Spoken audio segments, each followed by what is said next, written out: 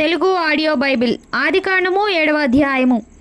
యెహోవా, ఈ తరము వారిలో నీవే నా ఎదుట నీతిమంతుడవై ఉంట చూచితిని గనుక నీవును నీ ఇంటి వారును వారిలో ప్రవేశించుడి.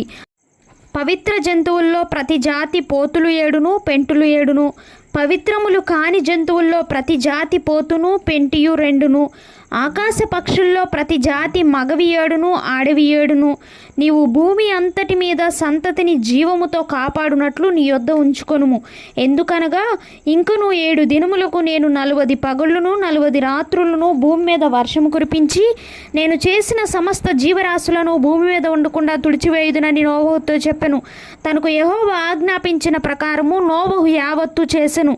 ఆ జలప్రవాహము భూమి మీదకి వచ్చినప్పుడు నోవహు 600 ఏండ్లవాడు. అప్పుడు నోవహును అతనితో కూడా అతని కుమారులను అతని భార్యయు అతని కోడండ్రును ఆ ప్రవాహ జలమును తప్పించుకుంటకై ఆ ఓడలో ప్రవేశించిరి. దేవుడు నోవహునకు ఆజ్ఞాపించిన ప్రకారము పవిత్ర జంతువులలోనూ అపవిత్ర జంతువులలోనూ పక్షులలోనూ నేలను ప్రాకు వాటన్నిటిలోనూ మగది ఆడది జతులు జతులుగా ఓడలోనున్న నోవహునొద్దకు చేరెను. 7 దినములైన తరువాత ఆ ప్రవాహ జలములు భూమి మీదకి వచ్చెను. నోవహు వయస్సు యొక్క 600 సంవత్సరము 2వ నెల 17వ దినమున మహాగాధ జలములు ఊటలన్నీయు ఆ దినమందే విడువబడెను. ఆకాశపు తూములు విప్పబడెను. 40 పగుళ్ళును 40 రాత్రులను ప్రచండ వర్షము భూమి మీద కురిసెను. ఆ దినమందే నోవహును నోవహు కుమారులకు షేమును హామును యాపేతును నోవహు భార్యయు వారితో కూడా అతని 3 కోడండ్రును ఆ ఓడలో ప్రవేశించిరి.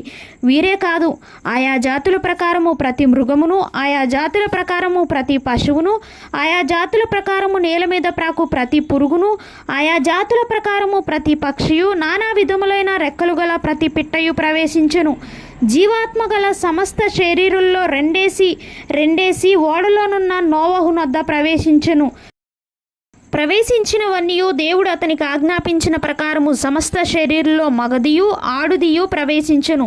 అప్పుడు యెహోవా ఓడలో అతని మూసివేసెను. ఆ జలప్రవాహము 40 దినములు భూమి మీద నుండగా జలములు విస్తరించి ఓడను తేలచేసినందున అది భూమి మీద నుండి పైకి లేచెను. జలములు భూమి మీద ప్రచండముగా ప్రబలి మిక్కిలి విస్తరించినప్పుడు ఓడ నీళ్ల మీద నడిచెను. ఆ ప్రచండ జలములు భూమి మీద అత్యధికంగా ప్రబలినందున ఆకాశమంతటి క్రిందనున్న గొప్ప పర్వతములన్నీ మునిగిపోయెను. 15 మూరల ఎత్తున నీళ్లు ప్రచండముగా ప్రబలను గనుక పర్వతములను మునిగిపోయెను. అప్పుడు పక్షులేమి పశువులేమి మృగములేమి భూమి మీద ప్రాకు పురుగులేమి భూమి మీద సంచరించు సమస్త శరీరులేమి సమస్త నరులేమి చచ్చిపోయిరి. పొడి నేల మీద ఉన్న వాటన్నిటిలోనూ నాసికారంధ్రములలో జీవాత్మ సంబంధమైన ఊపిరి గలవన్నీ చనిపోయెను. నరులతో కూడా పశువులను పురుగులను ఆకాశ పక్షులను నేల మీదనున్న జీవరాశులన్నీ తుడిచివేయబడెను. అవి భూమి మీద నుండకుండా తుడిచివేయబడెను. నోవహును అతనితో కూడా ఆ ఓడలోనున్నవి మాత్రము మిగిలియుండెను. 150 దినముల వరకు నీళ్లు భూమి మీద ప్రచండముగా ప్రబలెను.